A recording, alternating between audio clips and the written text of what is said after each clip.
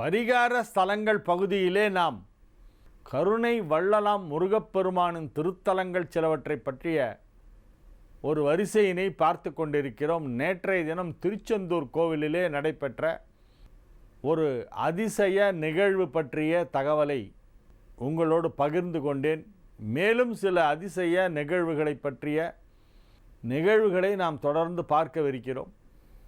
கடற்கொள்ளையர்கள் அங்கே வந்தார்கள். ஒரு தரம் டச்சு கொள்ளையர்கள் என்று அது பதிவேட்டிலே குறிப்பிடப்பட்டிருக்கிறது. அதை பற்றிய தகவல்களை வெளியிட்டுள்ளவர்களெல்லாம் டச்சு கொள்ளையர்கள் என்று தான் சொல்லியிருக்கிறார்கள். டச்சு நாட்டைச் சேர்ந்த கொள்ளை அடிப்பவர்கள் அந்த வழியாக கடலிலே போகும்பொழுது காரைக்கால் அருகிலே வந்து இறங்கி திருநள்ளாறு கோவிலிலே இருக்கும் ஒரு நடராஜர் சிலையை பலவந்தமாக அடித்து மிரட்டி தூக்கி சென்று விடுகிறார்கள். அதை கப்பலில் போய் ஏற்றிக்கொண்டு அப்படியே போகும்பொழுது அடுத்தது அவர்கள் கண்ணிலே தெரிகிறது திருச்செந்தூர். ஆஹா, இதோ ஒரு கோவில் இருக்கிறதே, இங்கேயும் ஏதாவது கிடைக்கும். அவங்க இதெல்லாம் வந்து ஃபுல்லாக தங்கம்னு நினச்சிட்டு இருக்காங்க. உற்சவ திருமேனியாக அருள்பாலித்து கொண்டிருந்த சண்முகரின் திருவுருவத்தை, பஞ்சலோக படிமத்தை, அற்புதமான அந்த விக்கிரகத்தை அவர்கள் டச்சு கொள்ளையர்கள் எடுத்து சென்று விட்டனர்.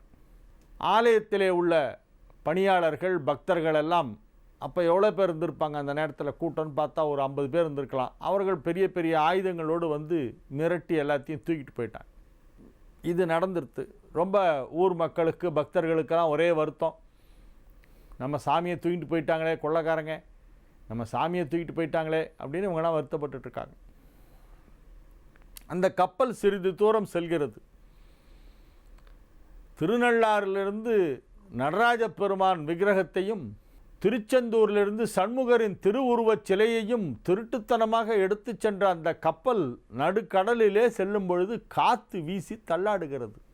அதுவரையிலே அமைதியாக இருந்த கடலில் திடீரென ஒரு புயல் சின்னம் சுழட்டி அடிக்கிறது. காற்று, மழை பெய்கிறது.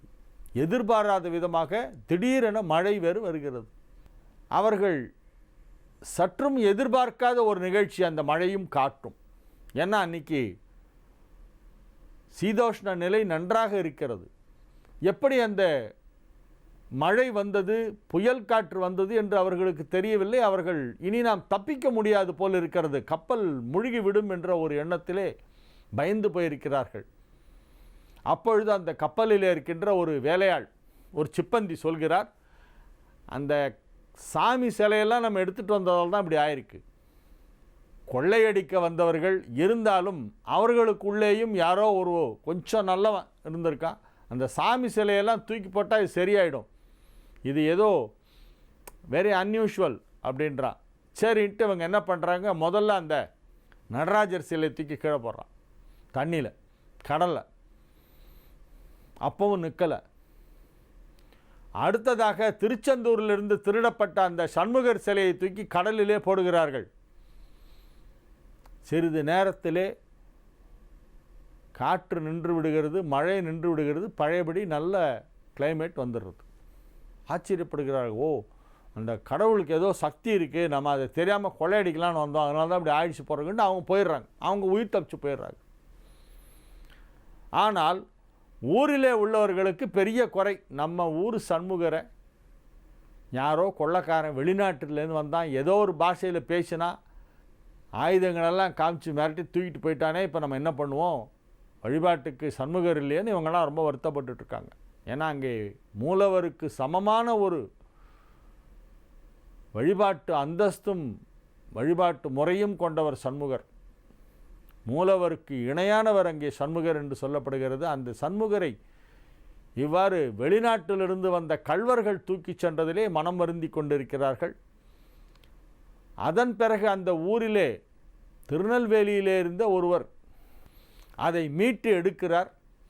கடலிலே வீசப்பட்ட நடராஜர் விக்கிரகத்தையும் சண்முகர் விக்கிரகத்தையும் அவர் தேடி கண்டுபிடித்து, திருமலையப்ப பிள்ளை என்பவர் அதை தேடி கண்டுபிடித்து எடுக்கிறார்.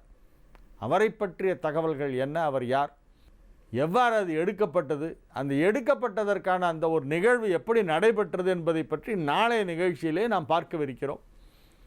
உங்களிடமிருந்து இப்பொழுது விடைபெற்றுக் கொள்வது உங்கள் வழிகாட்டி ஜோதிடர் ஹரிகேசநல்லூர் வெங்கட்ராமன், நங்கநல்லூர். வணக்கம்.